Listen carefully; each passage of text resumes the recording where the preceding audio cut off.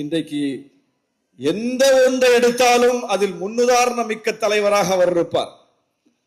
அவரை பற்றி இன்றைக்கு மோசமாக சித்தரிக்கிறார்கள். எந்த தலைவரும் இவ்வளவு பெரிய வசை சொல்லுக்கு உள்ளாகி இருக்க முடியாது, அவ்வளவு இழி சொற்களுக்கு உள்ளாகி இருக்க முடியாது, அவ்வளவு வசை சொற்கள், அவ்வளவு இழி சொற்கள். அவரை நினைவு கூறுவதற்கு கூட எதிர்மறையான விஷயங்களை தூக்கி கொண்டு வந்து விடுவார்கள். எந்த தலைவருக்கும் இப்படி இருக்காது. ஒரு தலைவர் மறைந்து விட்டால் அவரை நினைவு கூறுவதற்கு அவருடைய நேர்மறையான அம்சங்களை எடுத்து பேசுவார்கள். ஆனால் இல்லாத ஒன்றை காலங்காலமாக கட்டமைக்கப்பட்ட அவதூறுகளை எடுத்து வைத்து அவரை மோசமாக நினைவு கூறுகிற, மோசமாக சித்தரிக்கிற ஒரு காட்சியை அவருடைய பிறந்த நாளிலையும் பார்க்க முடியும், நினைவு நாளிலையும் பார்க்க முடியும். எந்த தலைவருக்கும் இந்த துயரம் கிடையாது. அப்படி வாழும் போதும் குறிவைக்கப்பட்டவர், வாழ்ந்து மறைந்த பிறகும் குறிவைக்கப்படுகிறவர் இந்தியாவிலேயே முத்தமிழறிஞர் கலைஞர் தான். ஏன்? அவர் அந்த உள்வாங்கிய கொள்கையில சமரசம் செய்திருந்தால் அவரையும் கொண்டாடி இருப்பார்கள். மற்ற தலைவர்களை எல்லாம் கொண்டாடுகிறவர்கள் இவரை ஏன் தூற்றுகிறார்கள்? இவர்தான் இன பகைவர்களுக்கு கடைசி வரை அச்சுறுத்தலாக இருந்தார். இவர் கொண்டு வந்த திட்டங்கள் தான் அவர்களை உலுக்கு உலுக்கு என்று உலுக்கி கொண்டிருக்கிறது. பேராசிரியர் முனைவர் பர்வீன் சுல்தானா சொன்னார் அல்லவா, வள்ளுவருக்கு வானுயர சிலை வடித்தார் என்று. அதெல்லாம் அவர்களால் எப்படி தாங்கிக் கொள்ள முடியும்?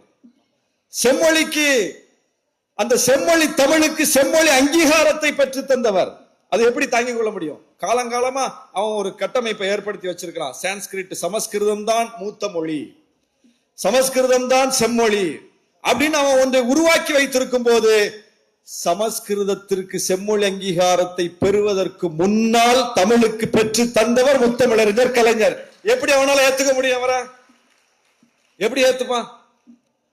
பொருளாதார அடிப்படையில் இடஒதுக்கீடு, அதிலும் குறிப்பாக முன்னேறிய வகுப்பினருக்கு இடஒதுக்கீடு என்று நம்மோடு அணியில் இருப்பவர்கள் கூட அதை ஏற்றுக்கொண்ட ஒரு சூழலில் அந்த கொள்கைக்கு எதிராக கடைசி வரை நின்று போராடியவர் முத்தமிழறிஞர் கலைஞர். எப்படி அவனால் அக்செப்ட் பண்ண முடியும்? எல்லா கட்சியும் ஏத்துக்குது.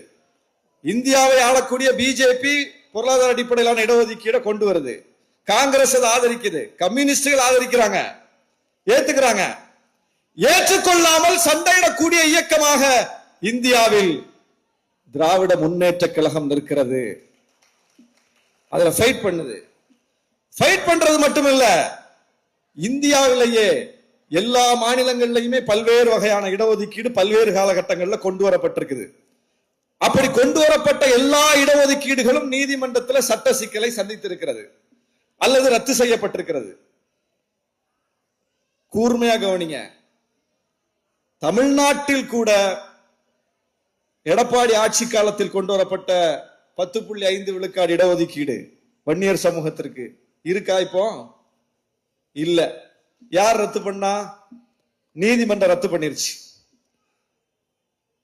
ஆந்திராவில் இஸ்லாமியர்களுக்கு ராஜசேகர் ரெட்டி முதலமைச்சராக இருந்த போது 5 விழுக்காடு இடஒதுக்கீடு கொடுத்தார். இருக்கா? இல்ல. யார் ரத்து பண்ணா? நீதிமன்றம் ரத்து பண்ணிருச்சு. எத்தனையோ இடஒதுக்கீடு இந்தியா முழுவதும் நீதிமன்றத்தால் ரத்து செய்யப்பட்டிருக்கிறது. ஆனால் கலைஞர் கொடுத்த எந்த இடஒதுக்கீடும் நீதிமன்றத்தால் ரத்து செய்யப்படவில்லை. அருந்ததியர்களுக்கு அவர் கொடுத்த 3 விழுக்காடு இடஒதுக்கீடு, உள்ஒதுக்கீடு நீதிமன்றம் சரி என்று சொல்லி இருக்கிறது.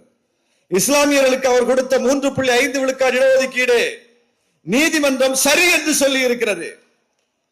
அவர்தான் இந்த இடஒதுக்கீடு ஒவ்வொன்றையும் அதிகப்படுத்தி மிக பிற்படுத்தப்பட்டோர் என்கிற பிரிவை உருவாக்கி இந்த சமூக நீதிக்குள் மிகப்பெரிய பரிணாமத்தை செய்தவர் முத்தமிழறிஞர் கலைஞர். அப்ப இனப்பகைவர்களால் அவரை ஏன் ஏத்துக்க முடியலன்னா ஏத்துக்க முடியாது. அவர் ஆட்சி அதிகாரத்தில் இருந்து செய்த சாதனைகள் அப்படி. ஏதோ ஆட்சி வந்துருச்சு, நம்ம செய்யறதெல்லாம் செய்வோம் என்று அவர் செய்யவில்லை. பார்த்து பார்த்து செய்தார், பார்த்து பார்த்து செய்தார். மொழிக்கு, பண்பாட்டுக்கு, இனத்துக்கு, மாநிலத்திற்கு பார்த்து பார்த்து செய்திருக்கிறார். வரலாற்றில் முழுவதும் அது பதிவாகி இருக்கிறது. அதை இந்த இளைஞர்கள்ட்ட நம்ம பேச வேண்டியிருக்குது. இந்த இளைஞர்களுக்கு அதை நம்ம சொல்லணும்.